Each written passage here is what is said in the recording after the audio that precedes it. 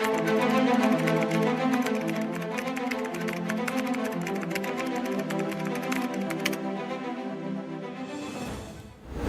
is 4 p.m. We're bringing developing news. And the stories behind the headlines. This is Storycon. I'm Regina Lay. I'm Ed Lingao. Some stories are watching this Tuesday, June 24. U.S. President Donald Trump claims the Israel-Iran ceasefire is now in effect and urges both sides not to violate it. This follows a series of Iranian missile attacks against Israel that reportedly killed 4 people. Tehran earlier denied reports of a ceasefire, saying no formal deal has been reached to halt military operations. The number of Filipinos seeking to be evacuated from Iran and Israel has climbed to 311. 31 of them are set to return to the Philippines, with Migrant Workers Secretary Hans Leo Kaktak. The party's flight was delayed because of the temporary closure of Qatari airspace following Iran's strike on a U.S. base in Qatar. Of the OFWs, 26 came from Israel, 3 from Jordan, and 1 from Qatar. Earlier, Philippine embassies in the U.S., Qatar, and Iraq had advised nationals to exercise caution and avoid public places amid the ongoing Middle East conflict.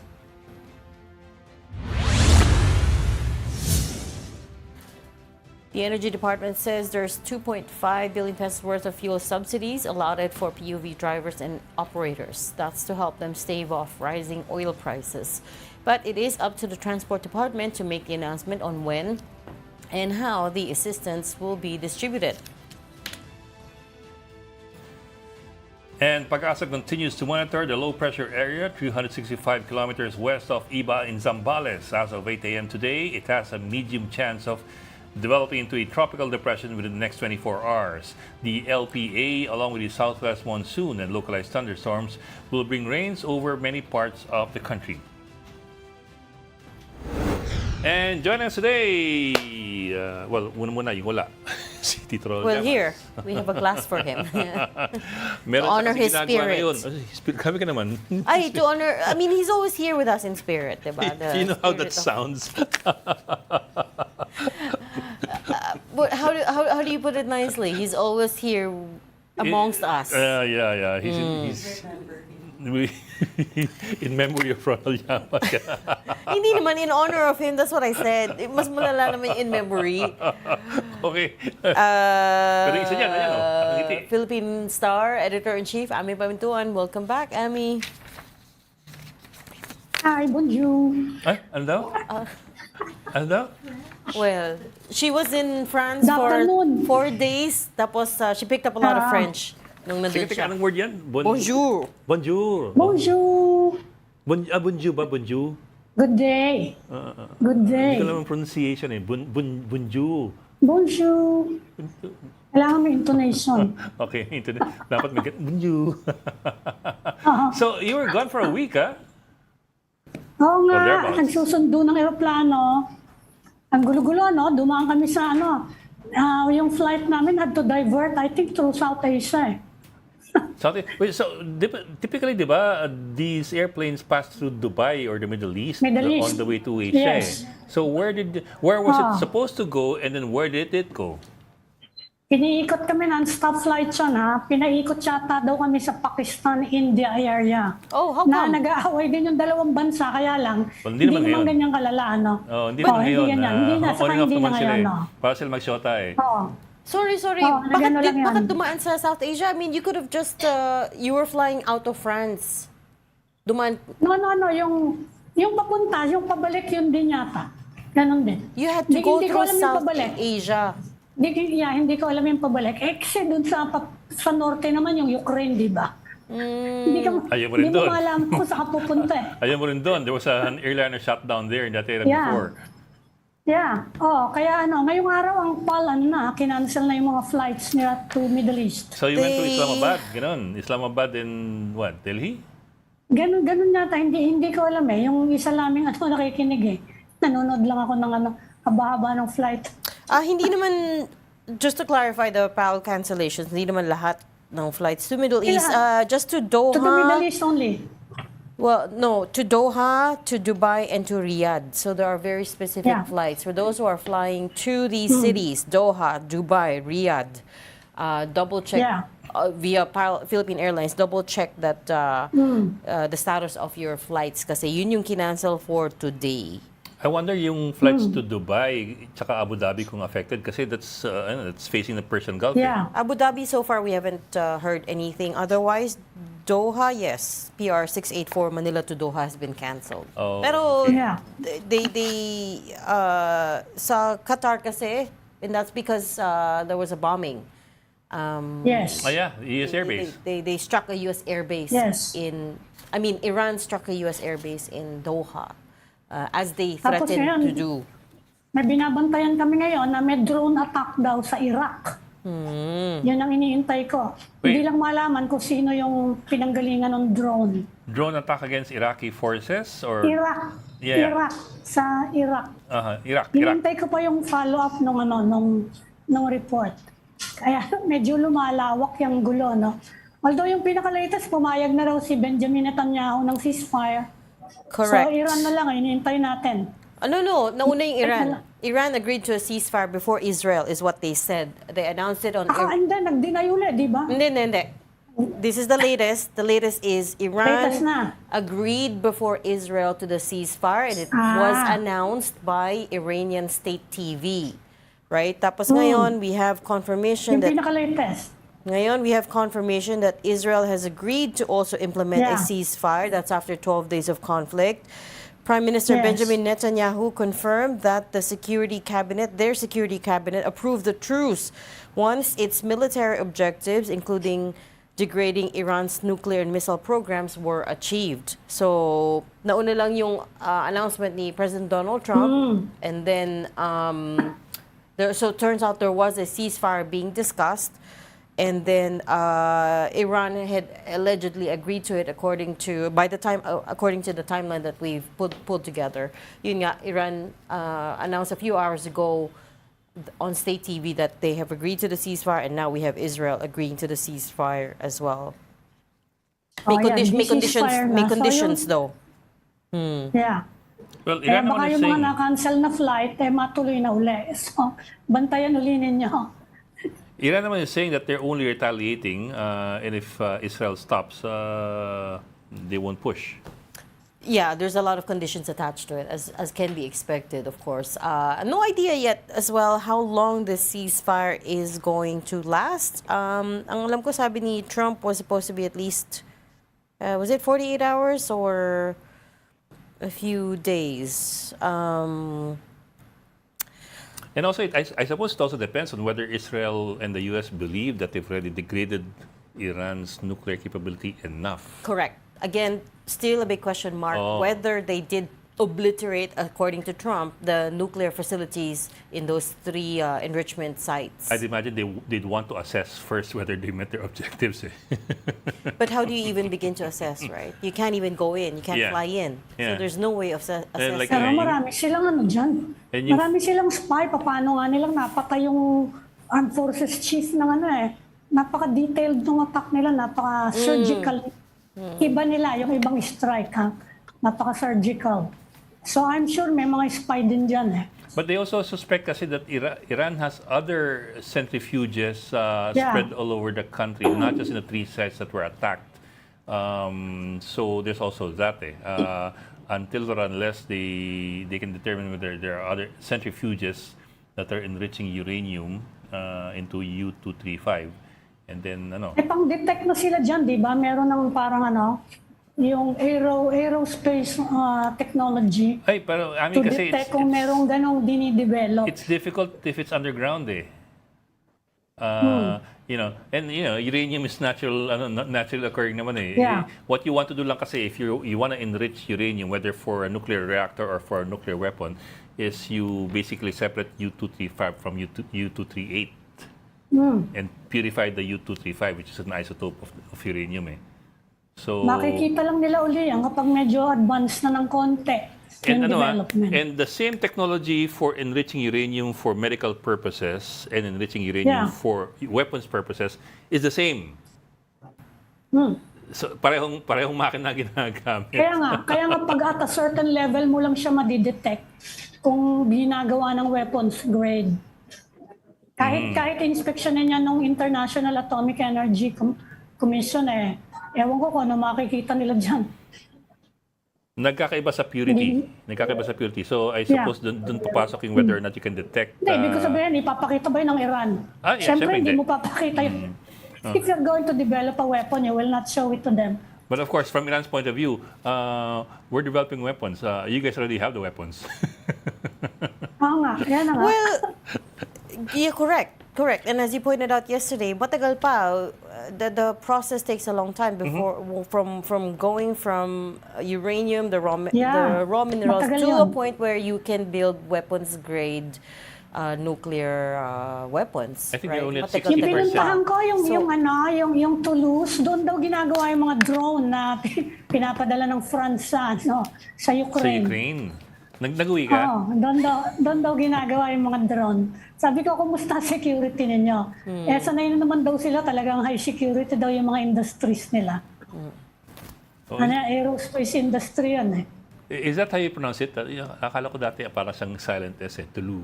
No, if there's a vowel at the Toulouse. end, May E. you pronounce the S. Talaga, vowel at the end. may Ganun. E sa dulo Pag may vowel sa dulo. Toulouse. Okay. Yeah. Akala ko kasi all the French words, you just end up, Hindi. oh no. Sorry, take mo agad sa akin. Pag may E, So merong racist, S. man. So racist. But Sobra ka man. no, I'm just joking. But that's still the big question, isn't it? Kung whether at this point you can independently verify that they were working on building nuclear weapons using the uranium enrichment sites. Sabi ng Israel, they have intelligence to prove that Iran was in the meantime building up to that capability. But remember as well that this is Israel has gotten a few things wrong in the past as well, right? For instance, they also were completely unprepared and were taken aback by the October 7 Hamas attack. So the only point being I'm trying to make is hindi naman foolproof din yung intelligence nila. So other countries have also been asking for their proof, for Israel's proof that Iran was, building up all these nuclear weapons, but so far we have not, at this point, as far as I can tell, been able to see anything. I was looking at the timeline. It's interesting, timeline UN, US, and Iran on the nuclear enrichment. 2006 to 2013, the Security Council imposes sanctions on Iran for non-compliance with the International Atomic Energy Agency on inspections. 2015, pa ni Biden, 2015, Iran agrees to a Biden proposal and signs a joint comprehensive plan of action to allow regular inspections by the IAEA, limit enrichment of uranium to 3.67%. That's only good for medical uses. And in return, sanctions were lifted. So 2015, nagkasundo sila. Inspections. Natuloy ba yung inspection? I don't know pero ito, in 2018, when Trump took over, the US unilaterally withdraws from the agreement. Okay. Nagpull out ang US from the agreement. So Iran, supposedly over Iran's missile program naman. So Iran, in retaliation, kasi then the US started putting pressure again on Iran, the Parliament of Iran declares na we're not bound anymore, since the US pulled out, we're not bound anymore by the restrictions, so tuloy ang enrichment.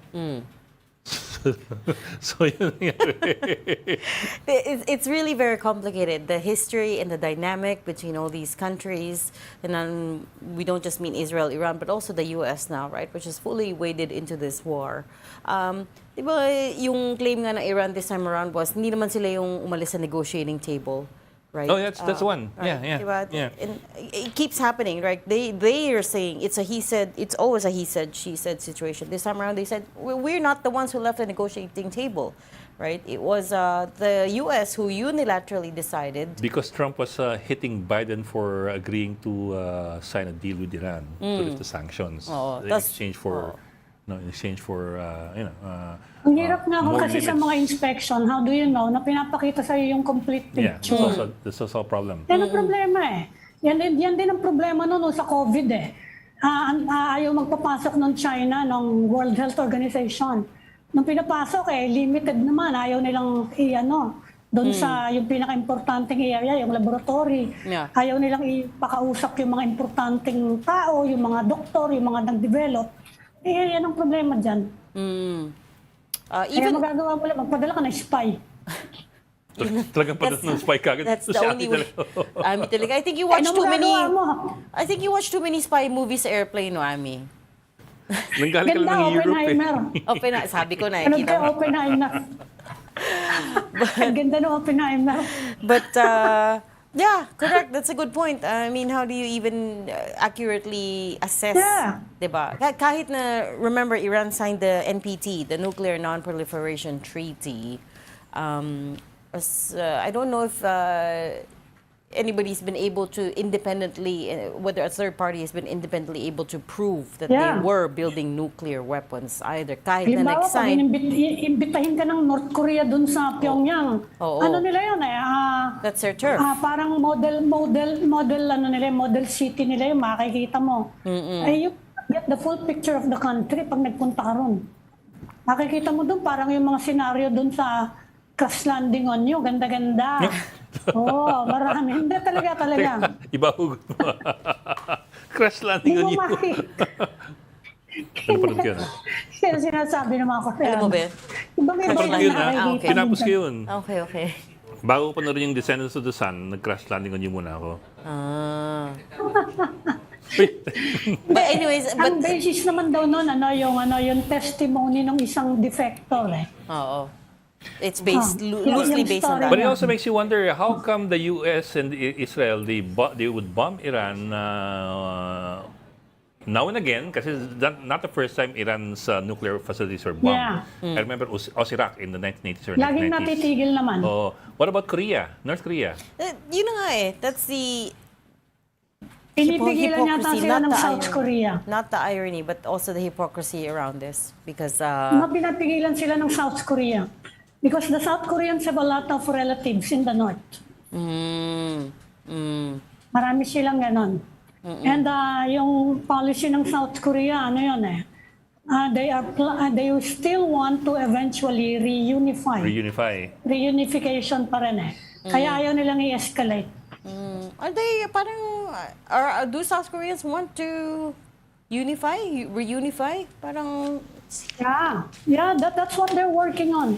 Well, I think they both I feel want like to there's less support reunify. for that now. They both want. They both want to Kaya lang ang reunify, problema, but they also both want to have their own system in place. Yes, Parang, correct. you join depende us. siguro sa tao, di ba? We won't join you.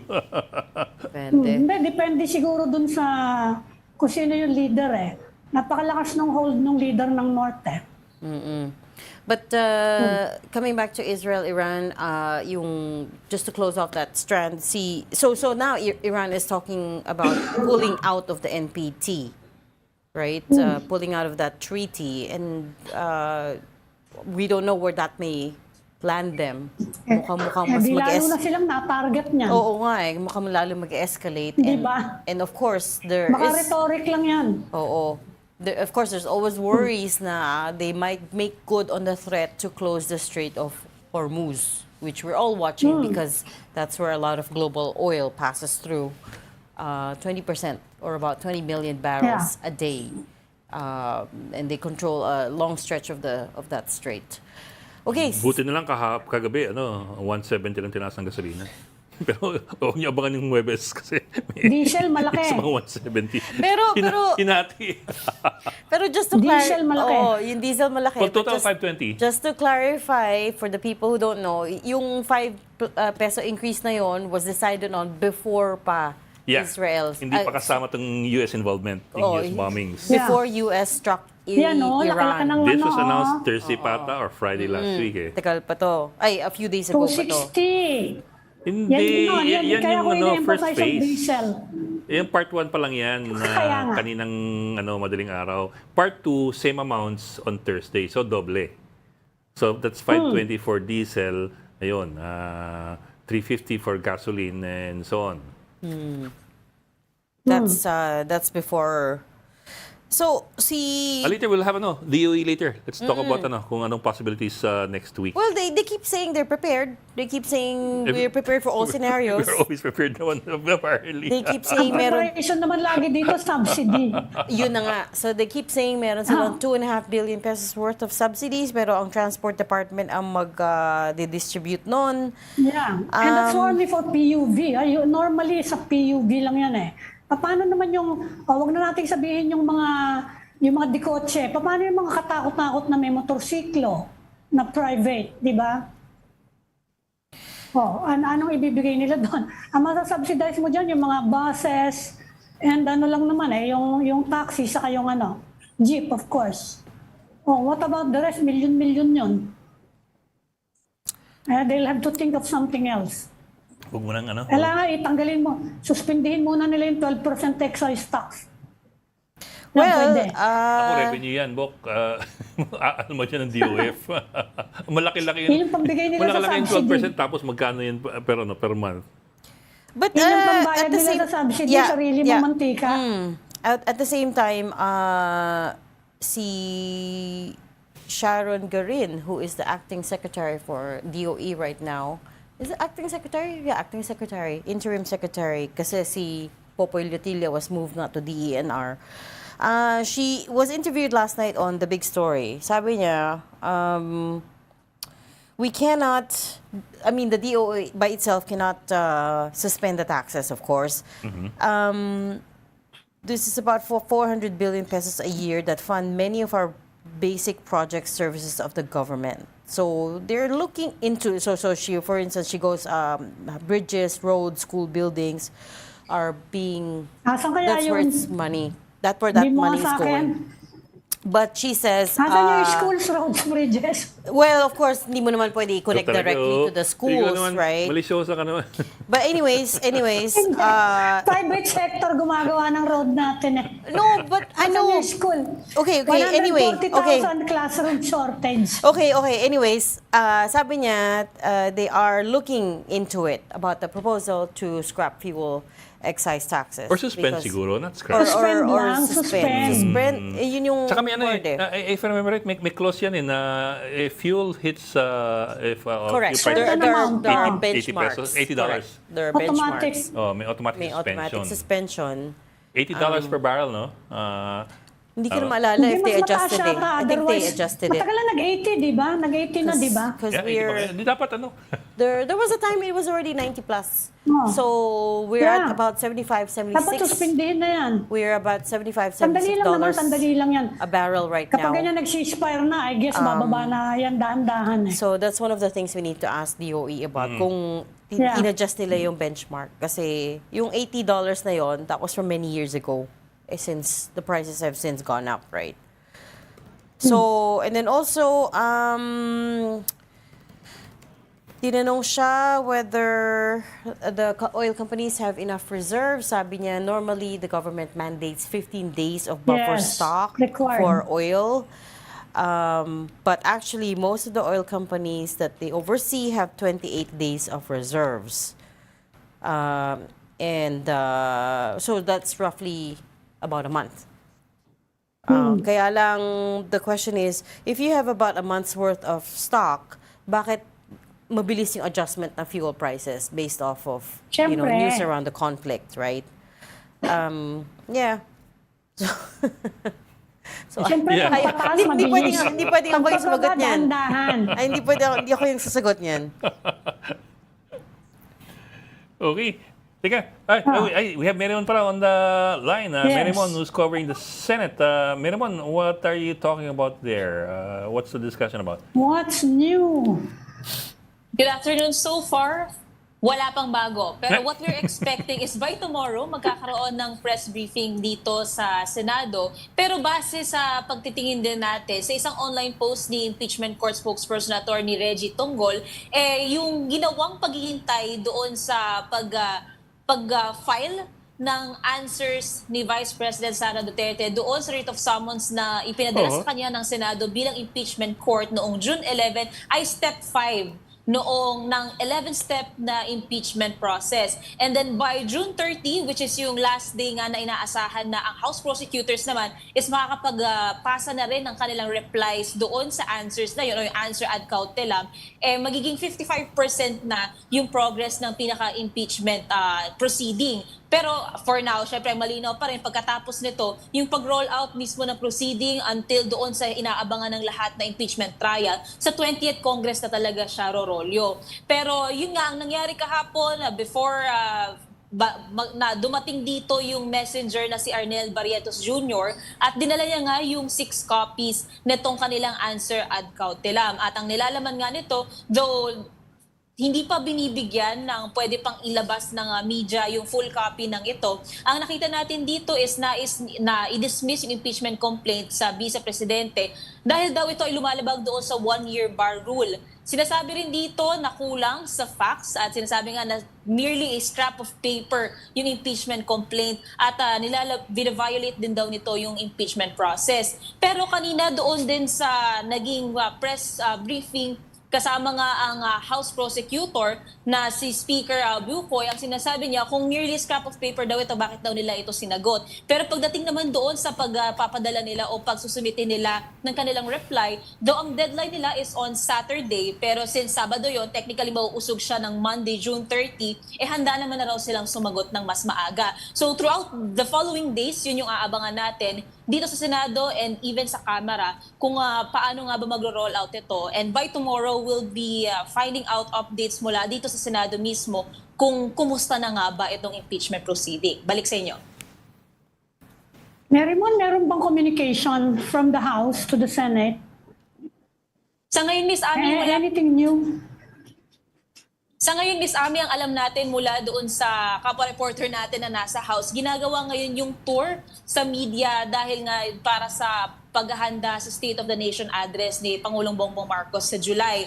Pero so far, pagdating nga dito sa House Prosecutors, nagkaroon nga kanina ng press conference kung saan itong ang mga nasabi is yung pagtugon doon sa sinasabing merely scrap of paper daw. At ang sinabi naman dito ni ni spokesperson Bucoy doon sa yung ad cautelam daw na sagot ng vice-presidente, parang hindi niya pa raw tinatanggap o kinikilala yung jurisdiction ng impeachment court. Pero kahapon tinanong din natin yan kay Senate Secretary at ang sinabi ni Senate Secretary dito, Senate Secretary Renato is ayaw niya pa raw pangunahan. Ayaw niya rin daw i-second guess yung lawyers ng vice-presidente. Basta ang malinaw daw doon sa answer ad cautelam, nag-file sila complying doon sa order ng impeachment court, pero mukhang meron silang reservations when it comes to arguments. Pero pagdating doon sa pagkilala daw sa jurisdiction ng Senado bilang impeachment court, titignan muna natin kung paano magro-rolyo ito, lalong-lalo na pag dumating na rin dito sa Senado yung reply ng House Prosecutors.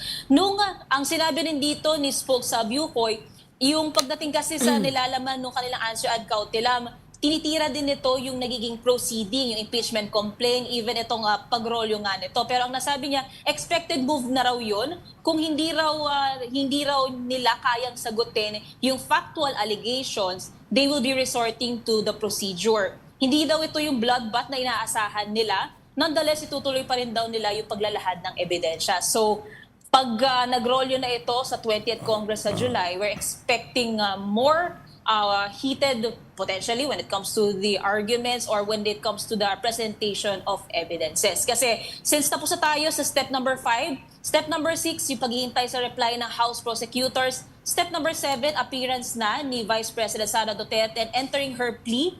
Step number 8, preliminary conference. Dito gagawin stipulations of fact and pre-marking of exhibits before the Secretary. Step number 9, presentation na of evidence. Step number 10, closing and final arguments. And step number 11, yung pinakainihintay ng lahat, yung pagboto ng mga senador bilang judges. Okay, so yung step number 7, yung pag-appeal ni Sara dyan, will be in the next Congress na, after 20th of July. Yes, by July na. July 28, mag-open 20th Congress, State of the Nation address ni Pangulong Bongbong Marcos, and then by July 29, doon na raw inaasahan na mapag-uusapan na kung paano nga ba tatalakayin or kung magkakaroon ng prioritization dito sa impeachment proceeding, specifically sa impeachment trial. Okay. Why is that even a question if it should be getting priority? Isn't that in the Senate rules na impeachment gets priority? Tama yan, Bong. Pero kasi titignan din natin dito yung magiging decision-making ng 20th Congress. Kasi tulad ng sinabi ni Senate President Chis Escudero, nung mga lumipas na linggo, hindi naman nga pwedeng i-bind, hindi raw nila pwedeng i-bind yung 20th Congress sa 19th Congress. So maaaring magkaroon ng desisyon ang 20th Congress na hindi kapareho ng naging opinyon o sentimiento ng 19th Congress. So we'll be seeing kung ano nga ba yung magiging desisyon nila pag napag-usapan na ito sa pagbubukas ng 20th Congress this July. Bo. Okay. Okay. Mobile journalist Mary Monreyes from the Senate, maraming salamat sa iyo. Thanks, Marimon. Just before we break, there's been a latest development, a new development in the Israel-Iran conflict. So Israel is now accusing Iran of violating the ceasefire. According to the Israeli defense minister, he issued a statement just a few minutes ago saying that in light of Iran's blatant violation of the ceasefire declared by the President of the United States, I have instructed the IDF, which is the Israeli Defense Forces, to continue high-intensity operations targeting regime assets and terror infrastructure in Tehran. So I guess What violation So, do you this refer moment to? siya na. as of this moment, As of this moment, baka maya-maya, just a few magbago minutes na ago. naman. Tignan natin. So in the span of one newscast, we went from no Yes. ceasefire to ceasefire to From peace to back war. to no ceasefire. Okay. Kaya baka mamaya-maya, mahaba pa araw. We'll try to bring you the latest again, but quick break for now. You're watching Storycon on One News. Stay with us. This is the Story Conference Group or the Storycon Group.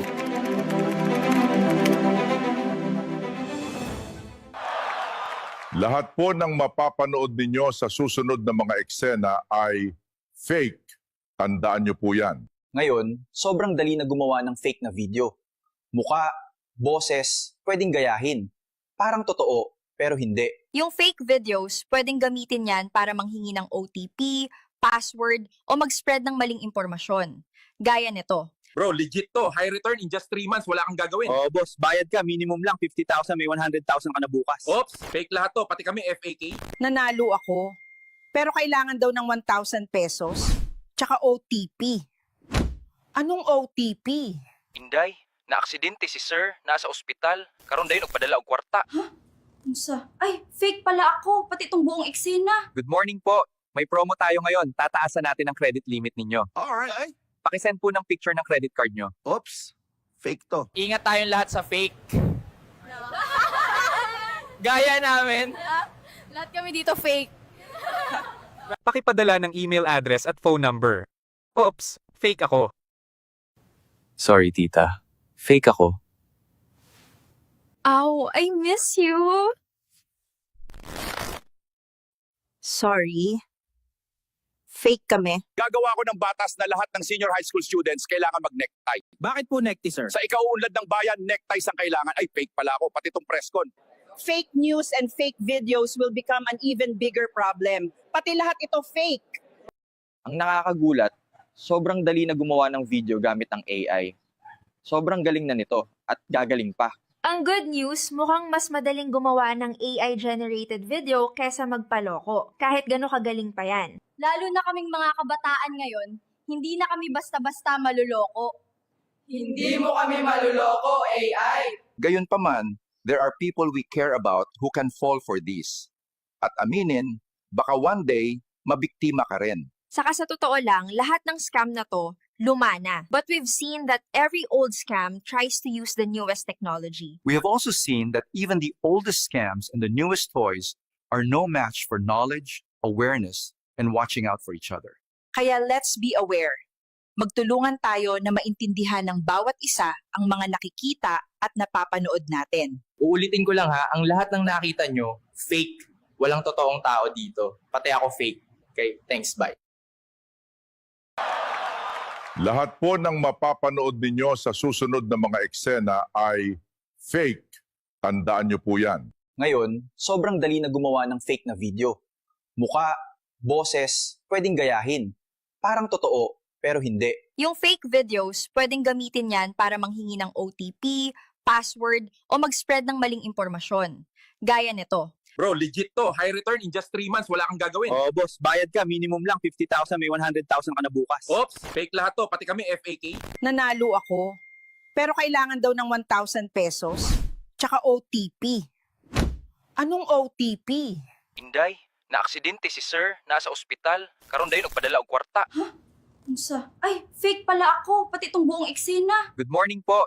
May promo tayo ngayon. Tataasan natin ang credit limit ninyo. Alright. Pakisend po ng picture ng credit card nyo. Oops, fake to. Ingat tayong lahat sa fake. Gaya namin. Lahat kami dito fake. Pakipadala ng email address at phone number. Oops, fake ako. Sorry, tita. Fake ako. Ow, I miss you.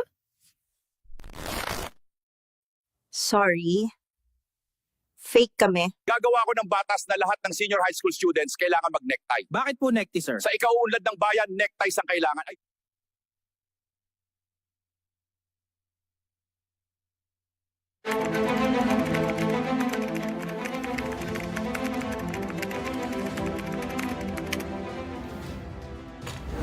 We've got developing news and the stories behind the headlines. Welcome back to Storycon. Oh, sorry, that's you. I'm Ed Lingao. And I'm Regina Lay, still with us. Ami Pamintuan of the Philippine Star. And joining us now is also the Energy Department's Oil Industry Management Bureau, DOE OIMB Director, Rino Abad. Director Abad, good afternoon. Can you hear us? Good afternoon. Good afternoon, Your sir. program at magandang hapon din sa ating mga kababayan. No? Good afternoon, sir. Good afternoon po. Thank you for joining us. Sir, just to be clear, sir, no, yung increase this week, itong total ng 520 for diesel, I think 350, I think for gasoline. This is not yet taking into account yung nangyari ng weekend, no? So iba pa to. Iba pa 'yon. Hindi klaro sa akin ang tanong. Ang naging adjustment mo na yan ay dala ho yan nung adjustment nung international price from June 9 to 13 versus 9 to 13. June 16 to 20. Okay. Movements as of last week. Last 2 weeks. Last 2 weeks na po. Before this week. Hanggang Biyernes. Yes po. Okay. Now, we just needed to get that clear kasi nga yung nangyari ng weekend, umatake yung US dun sa Iran and all the tensions that go with that attack, hindi pa po considered yan dito sa adjustments na to. Of course, ang ating makikitang actual effect niyan ay tama kayo dun sa June 23, sa Monday. Sir, baka June 30. To this week. June 23 to this week. So, ang effect ko nung ginawa niya ng US over the weekend, Opo. i-epekto ho yan sa week na to. But Meaning, tataas pa po lalo yan? Yung ba ibig niyo sabihin? Yung mga nakikita namin prices ngayon, most likely, tataas pa lalo. Hindi ho tayo sigurado kasi at the same time ngayon, after ang nangyaring strike ng US, nagkaroon ho ng announcement biglaan today, June 24. Ceasefire. Ay, The ceasefire po. President at sinabi niya na in effect na yung peace agreement between Israel and Iran, though meron hong condition dyan na from direct statement of both countries, Israel and Iran, hindi pa ho naglalabas ng mga statement ang dalawang bansa. So, medyo volatile pa rin ho. Hindi ho natin maklaro kung totoo bang meron ng ongoing peace negotiation. Actually, Director, kakabanggit lang ni Regis kanina just a few minutes ago, may announcement ang Israel. Yes, so Israel Just a few is minutes ago, accusing Iran of violating the ceasefire. And orders the IDF. Orders the Israeli Defense Forces to continue striking Tehran. Pero at the same time, a few minutes later, nag-respond din yung Iran saying they denied that they were the ones who struck Israel. So now we don't know. But anyways, we don't want you to. Director, I'm sorry, you don't have to weigh in on the latest developments in. The ins and outs of that war. Ang concern lang natin dito is yung oil prices, and the question there is bakit po napaka-susceptible ng oil prices natin dito to what's happening in the Middle East? Kasi di ba po, we do have a buffer stock, and the oil companies buy the oil months in advance. So really, it shouldn't move that much, right? The prices, Or that fast. Oo. Ideally, if we still have control, no, ang government, kasi ang monitoring ho at decision ng individual oil companies in maintaining their inventory, hindi ho natin makontrol. Ang mangyayari ho, if we start allowing discretion sa mga oil company, kung mamimili lang sila kung anong araw ang nakikita nilang gagamitin nila na tinatawag na movement ng international price, be it daily or weekly or monthly, masyado hong magiging magulo, no? Hindi na hong i-reflect yung market-based price. Dahil mamimili, discretionary na sa oil company, so pwede na po siyang magsabi na mag-i-increase ako next week kasi ang feeling ko, apektado ako nung nakaraang 2 weeks. Meron ding magsasabi na hindi na ako mag-i-implement ng decrease naman next week. Vice versa, no? Kasi hindi ako affected nung decrease. Nabili ko ho yan nung mahal yan. So, we have no ability and competence to verify under the circumstance na araw-araw ho ang pagbabago ng price. Unless, again, makialam ho ang gobyerno at pasukin na naman yung mga confidential information na yan, which relates to contract, ordering ng inventories, at hindi ko ho masabi kung magagawa ho yan. Director, basically po, Director, basically you're Yes. saying po, deregulated kasi ang industry, therefore walang hawak yung gobyerno. But if you don't mind, sir, let me ask you a very layman's question. Very layman. In other words, tanong ng tao sa kalsado, yung nagpapagas. Kasi nabanggit ka ni Reg, ito nabili ng mura several months ago, pero may bakbakan na last week and 2 weeks ago, tataas ang presyo. Bagamat nabili yan ng mas mura, mas malaking mura. Layman's point of view, layman na tanong siguro, would that be a fair narration of how things are done? Yung pagpepresyo ng langis? Granting na totoo ang nangyari na yan, at alam ho natin yung petsa kung kailan binili, at anong presyo, paano nila binili yung presyo na yan, then I would say na tama ho yan. But of course, very fluid ang inventory, no?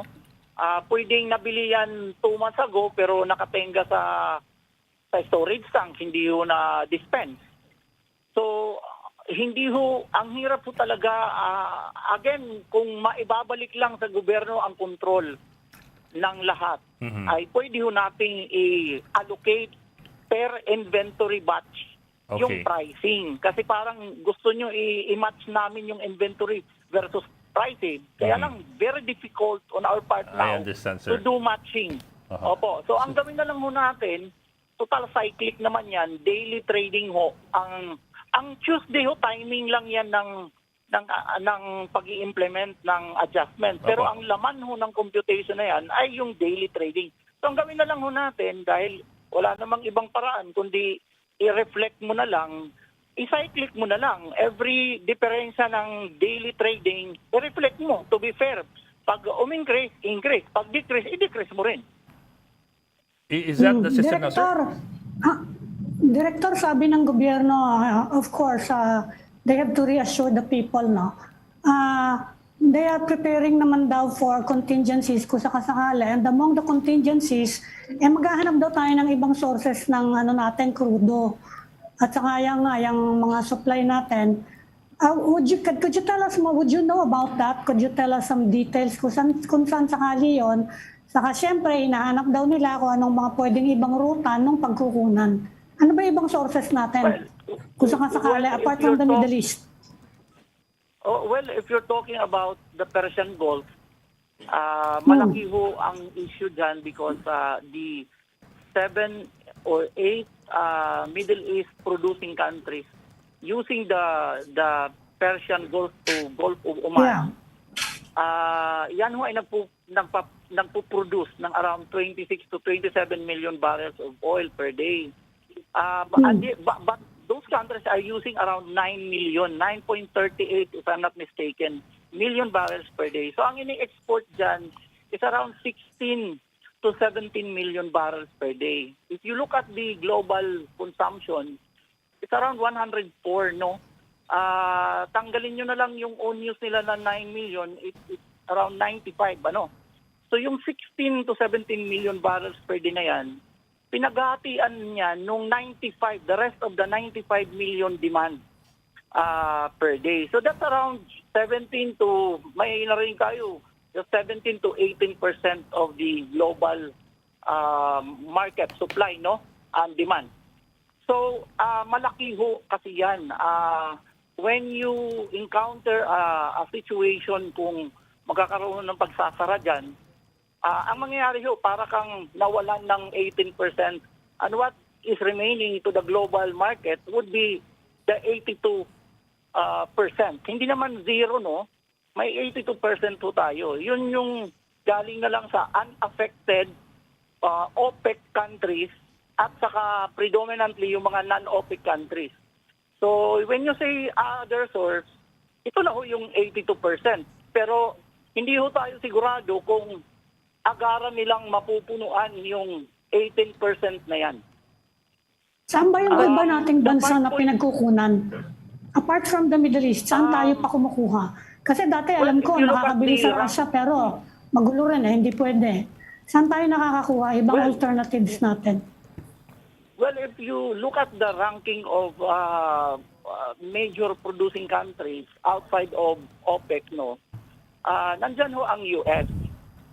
Nandyan ho yung Russia, pero part yan ng OPEC Plus, pero hindi naman part doon sa Persian Gulf. Nandyan ho yung Canada, Norway, Mexico, nandyan din ho Venezuela. yung most of the countries in Latin America, pinangungunahan nyo ng Brazil and Venezuela. Meron pa ho tayong, of course, other OPEC countries na andun sa Africa. And these are, of course, the countries that we can go to kung i-avoid mo yung 8 main producing countries dyan sa Persian Gulf. Well, and so are we already talking to these countries directly? Canada, Norway, Mexico, Latin America, Africa. Hindi na ho uso yung hand-to-hand shake na usapan or agreement na parang magtatawagan.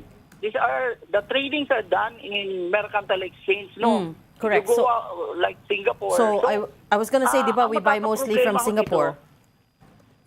Well, ang magkakaproblema ito, kung ganitong mga sitwasyon, we have to force ourselves, no, to do diplomatic connections pag nawala ho yung 18% na yan. Correct. Most likely, we'll be dealing with market-based price. Correct. But we will be negotiating the allocation ng supply. So, dyan ho ang magiging anggulo dyan, and mangangailangan ho tayo ng tulong ng DFA to facilitate the discussions on what we call the government-to-government transaction. But that's exactly what I mean, Director Abad, kasi these are obviously uncertain and turbulent times. So are we looking at other channels like that. So going through the diplomatic channels. Because if you keep buying through the market, I do know we buy from Singapore mostly. If you keep buying from the mercantile markets, syempre, we will be susceptible always to market prices, right? So wala bang, are there any backdoor options here? You talked about all the other OPEC countries that we have friendly ties with. Canada, for instance, meron na po bang mga usapan na ganon? Knowing, for instance, that if not this, merong tariff war pa. If not the Middle East crisis, meron pong tariff war, meron pong other issues. So these are not normal times. Even yung ibang countries ngayon, wala naman hong naka-standby na ganyang usapin. Even the ASEAN countries has not even agreed for the longest time dun sa tinatawag na sub-APSA, no? Yung ASEAN na Petroleum Security Agreement. Kasi ang hirap po talaga i-lock in yung supply mo over these countries that are producing who are also interested in getting the best price for their product. So, hindi ho magkukumit ang mga bansang yan at this early point in time unless you arrange with some ready-made available fund na kukunin mo talaga kasi hindi nila ihahangin yan at parang i-allocate sa'yo without cost, no? So unfortunately, hindi ho tayo at that point in time, ang atin hong magiging arrangement dyan pag umabot ho ang oras is talagang ipapacilitate ho natin yung diplomatic connections. But this has to be assisted by the oil companies.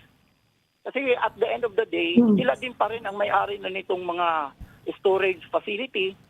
At unless i-trigger ho natin yung emergency power na nakalaan doon sa oil deregulation law na nagsasabi na temporarily the state may take over these facilities. Kaya lang may kondisyon yun. Una, kailangan mag-declare ang presidente ng national emergency, so national crisis. At saka kailangan correspondingly magpasa ang Congress ng emergency law to prescribe the standards and limitations. Okay. Wala pa ho kasi tayo sa ganon, so napakalayo pa ho. At this point in time, we have to emphasize there is no actual supply disruption from Iran. Yeah. 1.57 million barrels per day ang ine-export niyan. It's using own use around 2 million barrels per day. So 1.57 na lang ang ine-export sa market. That's 1.5% of the global supply. 5.4 pa lang spare capacity ng Saudi, Kuwait at saka United Arab Emirates. 5.4 million barrels ang spare capacity. Kayang-kaya ho nilang punuan yung 1.5 na yan. In the worst case na mawala ho yung 18% na yan, hindi lang ho problema ng Pilipinas yan, problema ho ng buong mundo. At I think it will be a whole of government approach ang gagawin ho natin on how to deal with the non-OPEC countries, especially sa US at mga kasamahan natin sa ASEAN countries. Oo nga, correct, Director. I was just suggesting that baka maybe we can start planning now. But anyways, last question very quickly, 20 seconds, sir. Yung mechanism to suspend the fuel excise taxes when oil prices hit a certain level, is it still in place? And ano po yung presyo ng oil with which that will trigger that? Well, the value-added tax under in the train law, no, it was not amended at all. So ang scheme dyan, wala hong suspension provision yan until siguro magkaroon ng amending law. The excise tax, meron yan, but that was only effective from 2018 to 2020. Okay. Since paso na ho yung 2020 na yan, so ang course na lang ho ng government ngayon is to go back to Congress kung i-amend yan and iso-suspend. But pakinote lang ho, we're collecting around 300 to 400 billion pesos a year for both taxes. Hindi ho natin kailangan ho pag-usapan yan with DOF, DBM, and the Congress kung ano hong ipapalit dyan kasi napakalaki hong amount ang mawawala sa revenue stream ng government. Okay, fair enough. So suspended, so naglapse na po pala yung mechanism to suspend fuel excise taxes. That's clear. Okay, we've run out of time, unfortunately, so we'll leave that there. Thank you so much for joining Storycon today. Rino Abad, Director of the Oil Industry Management Bureau of the Department of Energy. Thank you, sir. Thank you, sir. Thank you, Magandang hapon Director. ulit sa inyo. Okay, we've clear run out of time, but one last piece of breaking news today. Oh, yeah, the ICC. ICC. The prosecution has responded to the petition for interim For release. interim release, sabi ng prosecution, defense. it respectfully requests that the chamber reject the defense's urgent request for interim release of Rodrigo Roa Duterte under Article 602 of the Rome Statute. Strongly opposes Mr. Duterte's interim release. So this is contrary to what the defense claims in its filings na the prosecution has no objections. So this has just been released to the media. Again, breaking news is prosecution is respectfully requesting the pre-trial chamber to reject the defense's urgent request for interim release at this point. So wala pa pong response yung pre-trial chamber. We imagine that will take a few days still. Okay, that's all the time we have for today. Sorry, tomorrow. Pinasok natin lahat. Thanks for joining Storycon today. Ami Pamintuan, Editor-in-Chief of the Philippine Star, and join us Raul again. Llamas in spirit. Ronald. Ayun yung glass. Join us again tomorrow, 4 p.m. for Storycon. I'm Regina Lay. I'm Ed Lingao. We are one news south sides all the time. This is the Story Conference Group or the Storycon Group.